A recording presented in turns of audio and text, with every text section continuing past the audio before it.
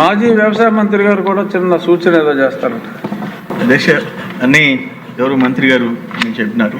Last మన government మొన్నటి government తేడాలన్నీ.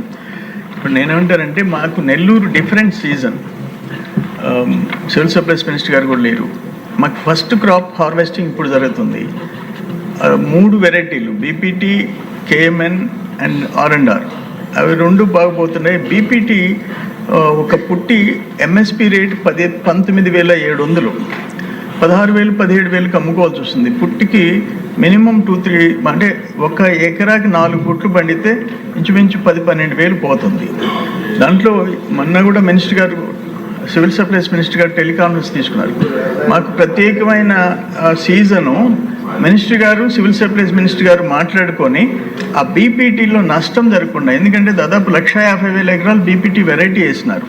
నేను 2018లో బీపీటీ విరుగుడు ఒక్క నెల్లూరు జిల్లాకు వస్తే రాత్రి 11 గంటలకి ముఖ్యమంత్రి గారు అన్నాడు చంద్రబాబు నాయుడు గారి దగ్గర కూర్చొని క్వింటాల్కి 210 రూపాయలు బోనస్ తెచ్చుకొని కాపాడాం.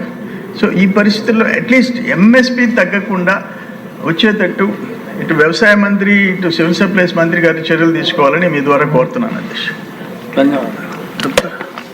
పత్రికల్లో వార్త చూసిన వెంటనే మనోహర్ గారితో కూడా మాట్లాడాము అధ్యక్ష. ఇవాళ మధ్యాహ్నమే కూర్చొని అది బీపీటీ రకం కొంచెం ధర తగ్గిన విషయం పత్రికల్లో చూశాను. నేను చూసిన తర్వాత మాట్లాడాను.